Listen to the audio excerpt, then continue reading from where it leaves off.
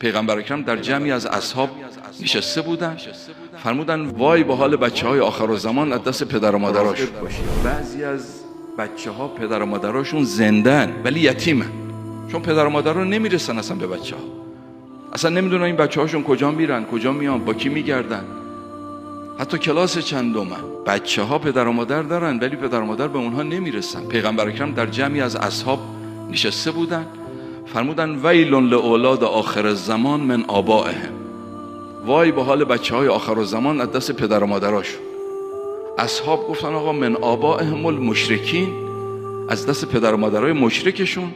پیغمبر فرمود نه، من آبائهم المسلمین، از دست پدر و مادرای مسلمانشون که به فکر دنیای بچه‌هاشون هستن ولی به فکر دین بچه‌هاشون نیستن. کلاس زبان و کلاس کامپیوتر و کلاس‌های تقویتی و باشگاه ورزشی و اگر یه سرفه